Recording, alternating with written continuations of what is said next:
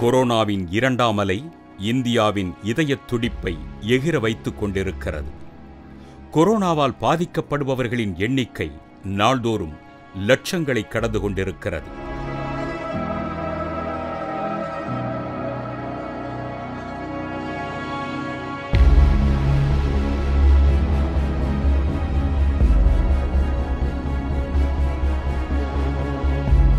மீண்டும் ஊரடங்கு வந்தால் என்ற கேள்வி மக்களிடையே அச்சத்தையும் கலக்கத்தையும் ஏற்படுத்திக் கொண்டிருக்கிறது. காவல்துறை, மருத்துவத்துறை, சுகாதாரத்துறையின் உழைக்கும் மக்கள் மீண்டும் இரண்டாம் அலையை எதிர்த்து களப் போராளிகளாக களத்தில் இறங்கியுள்ளனர். கொரோனாவுடன் போராடிக் கொண்டிருக்கும் எளிமையான மக்களை களப் போராளிகள் எப்படி எதிர்கொள்கிறார்கள்?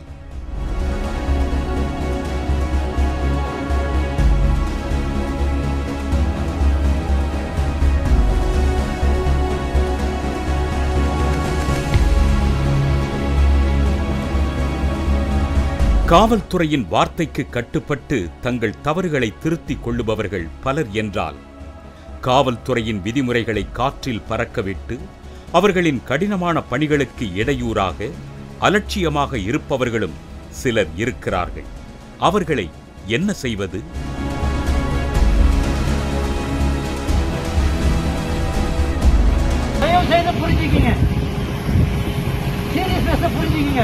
உங்க காலை தொட்டு நான் கும்பிடுறேன்.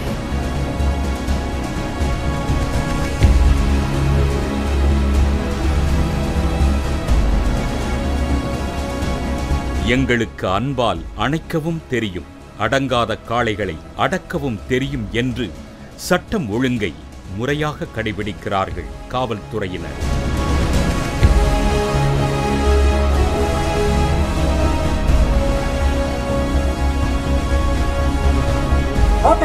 தடை உத்தரவுனா என்னன்னு தெரியுங்களா உங்களுக்கு?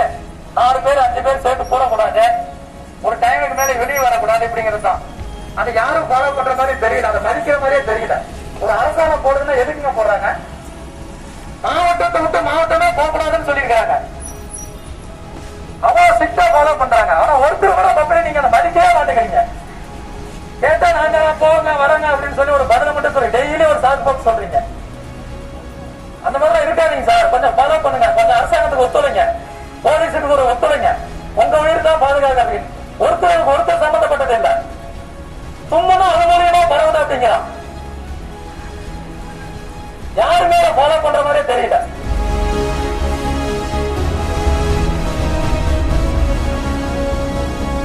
பணிச்சுமையை காட்டிலும் மனச்சுமையோடு பணியாற்றுவது என்பது மிகப்பெரிய ஆபத்து. இதனை புரிந்து கொள்ளாத மக்கள் புரிந்து கொள்ள வேண்டும். உயர் இடத்தில் இருப்பவர்களும் சூழலை புரிந்து கொண்டு சில நடைமுறைகளை தவிர்த்தால் அனைவரும் நலம் பெறலாம் என்பது ஒரு காவல்துறை அதிகாரியின் உள்ளத்திலிருந்து வெளிப்பட்ட ஏக்கம் நிறைந்த வார்த்தைகள்.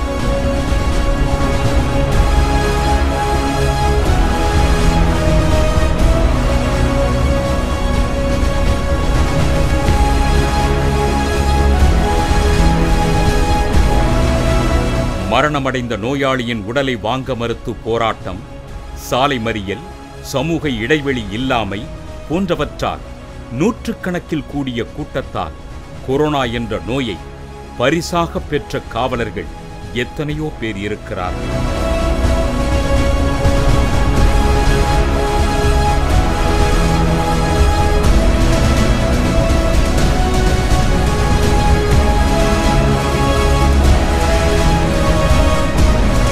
கொரோனா தடுப்பு விதிகளை மீறியதாக இதுவரை 20,965 வழக்குகள் பதிவாகி இருக்கின்றன. அது மட்டுமல்ல, இரண்டாம் அலையில் சென்னையில் மட்டும் 324 காவல்துறையினர் கொரோனா தொற்றால் பாதிக்கப்பட்டுள்ளனர். இறந்த அதிகாரிகளும் இருக்கிறார்கள். ஆயினும் மக்களுக்காக கொரோனாவை எதிர்த்து பணியாற்றுவதிலிருந்து பின்வாங்கப் போவதில்லை என்பதே காவல்துறை போராளிகளின் லட்சியம்.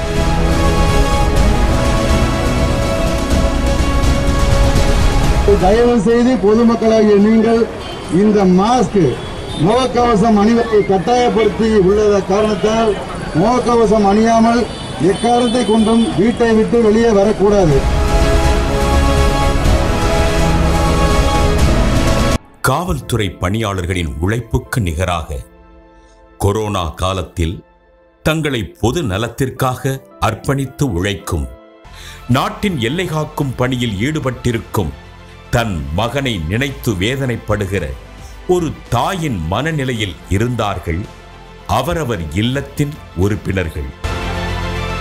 முன்னே குடும்பம் இருந்தும் அவர்களை நெருங்க முடியாமல், தொட்டு பேச இயலாமல் தவிக்கின்ற எத்தனையோ செவிலி தாய்மார்களையும் மருத்துவ தந்தையர்களையும் பார்க்கின்ற போது இவர்களின் அர்ப்பணிப்புமிக்க உழைப்பிற்கு முன்னால் எதுவும் இணையில்லை என்றே எதிர்பார்த்து களத்தில் இறங்கிய இந்த முன்கள வீரர்களுக்கு சில சமயங்களில் நடந்த நிகழ்வுகள் கொடூரமானவைகளாக இருந்தன.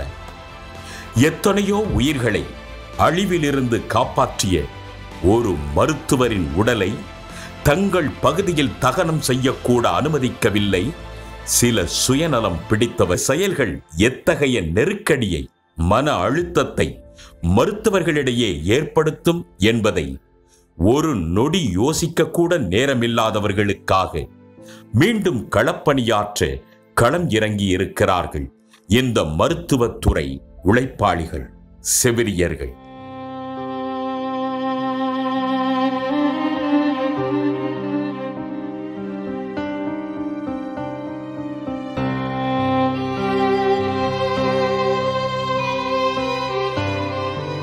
நோயாளிகளை மருத்துவமனைகளில் அனுமதிப்பது முதல் அவர்கள் நலமடைந்து வீடு திரும்புவது வரை பல்வேறு விதமான பணிகளை முகம் சுளிக்காமல் செய்தவர்கள் செவிலியர்கள்.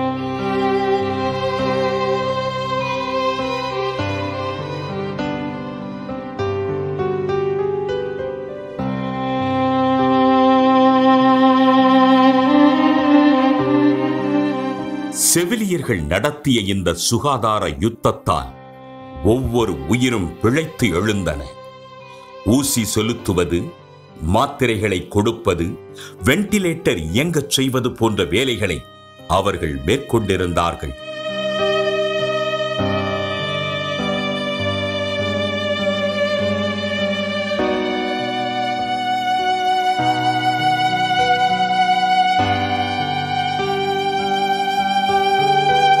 மருத்துவர்கள் கூட சில மணி நேரமே வார்டில் இருப்பார்கள். ஆனால் 24 மணி நேரமும் தொற்று நோயாளிகளை கூட இருந்து கவனிப்பது என்பது செவிலியர்கள்தான். உணவை மறந்து, தூக்கத்தை இழந்து, குடும்பத்தை மறந்து உழைத்துக் கொண்டிருக்கிறார்கள் இந்த உழைப்பாளிகள்.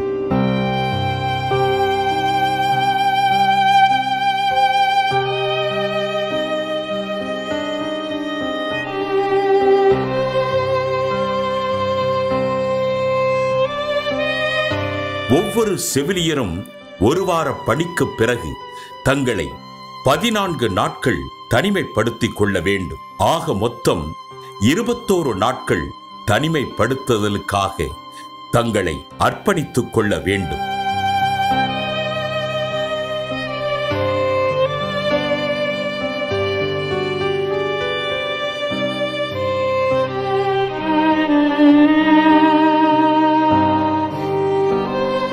அவை அவர்கள் குடும்பத்தை பிரிந்திருக்கும் நாட்கள். அது மட்டுமல்ல, மிகவும் முடியாத நோயாளிகளை கழிவறைக்கு அழைத்துச் செல்வது கூட இவர்களின் வேலைதான். மருத்துவ கழிவுகளை கூட இவர்கள் கையாள வேண்டும்.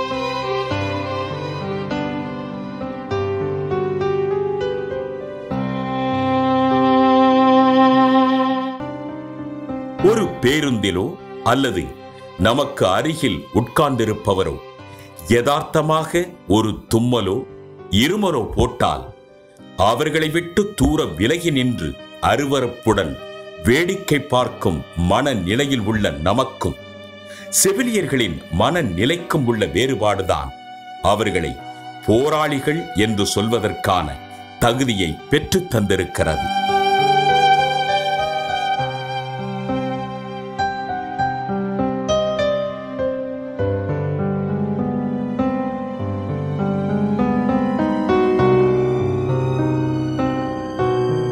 இவர்கள் மட்டுமல்ல போராளிகள்.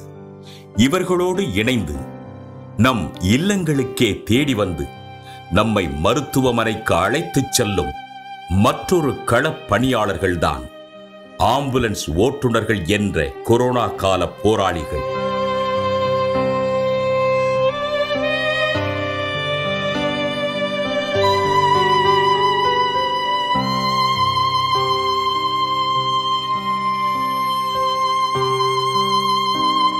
இன்றைய நிலவரப்படி டெல்லியில் கட்டுக்கடங்காமல் பரவும் கொரோனா 2ஆம் அலையில் சிக்கிக் கொண்டு அவர்கள் படும் துயரங்களை வார்த்தைகளில் கூற முடியாது.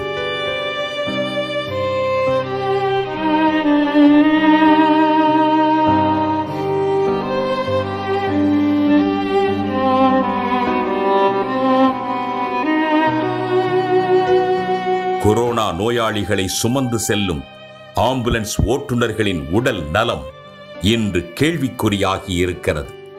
பெரும் தொற்றுக்கால மருத்துவ அவசர உதவி தேவைப்பட்டால் முதலில் நாம் அழைப்பது ஆம்புலன்ஸ் சேவையைத்தான். ஆனால் அந்த ஆம்புலன்ஸை இயக்கக்கூடிய ஓட்டுநர்களுக்கு பாதிப்பு என்றால் அதனால் பாதிக்கப்படுவது அவர்களை நம்பியிருக்கும் அவசர தேவை பயனாளர்கள்தான்.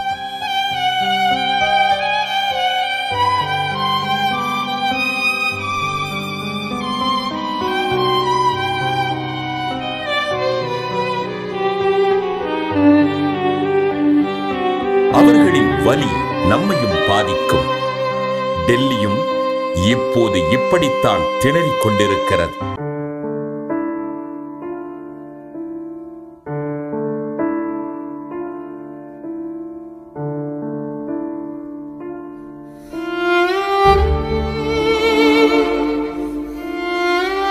நூற்றுக்கணக்கான ஆம்புலன்ஸ் ஓட்டுநர்கள் கொரோனாவின் கோரப்பிடியில் சிக்கி இருக்கிறார்கள். இதனால் ஆம்புலன்ஸ் சேவையே முடங்கி போய் கிடக்கிறது.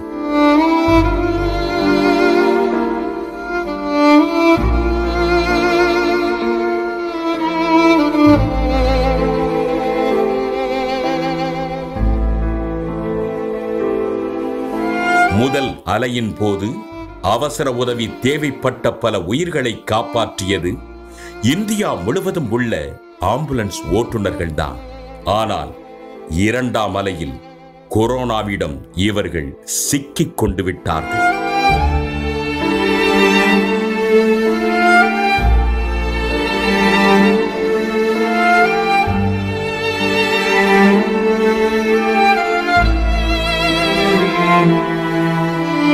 டெல்லியில் உள்ள இலவச ஆம்புலன்ஸ் சேவை வழங்கும் ஒரு சேவை நிறுவனத்தில் 3 ஆம்புலன்ஸ் ஓட்டுநர்கள் உயிரிழந்து விட்டார்கள். உயிரிழந்த மூவருமே தங்கள் குடும்பத்தை மறந்து இரவு பகலை மறந்து முழுக்க முழுக்க மக்கள் சேவைக்காக பணியாற்றிய மகத்தான உழைப்பாளிகள்.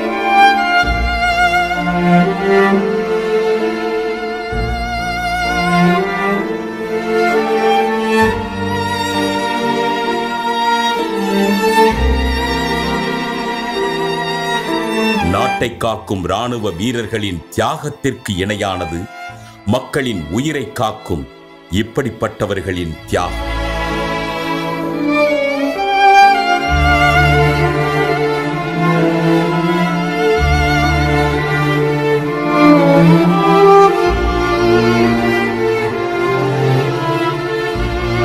இதனால் புதிதாக பணிக்கு வர அனைவரும் அஞ்சுகிறார்களாம். ஆம்புலன்ஸ் இருந்தாலும் அதில் ஆக்சிஜன் இல்லாததால் தொடர்ந்து இயக்க முடிவதில்லை என்ற நிலைதான் இன்று டெல்லியில்.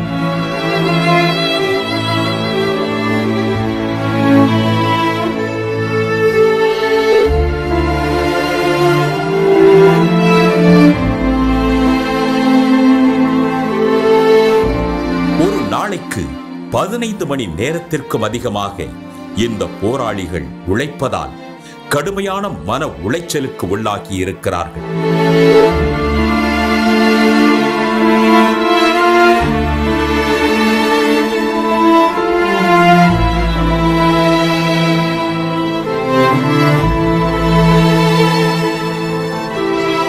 மரணம் நம் கையில் இல்லை.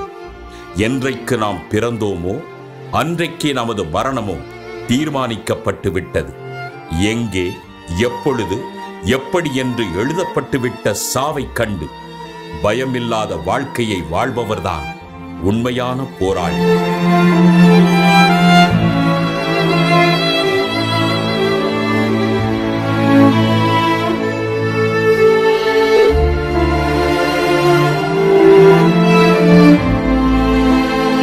மக்களுக்காக தங்கள் உயிரை துச்சமாக மதித்து உழைக்கின்ற காவலர்கள், மருத்துவர்கள், செவிலியர்கள், ஆம்புலன்ஸ் ஓட்டுநர்கள், சுகாதார பணியாளர்கள் போன்ற மக்கள் பணியாற்றும் ஒப்பற்ற பணியாளர்களும் தான் உழைப்பாளர்கள் நாளை கொண்டாட முழு தகுதி உடையவர்கள் என்றால் அது முழுக்க முழுக்க உண்மை என்பதை எவராலும் மறுக்க முடியாது.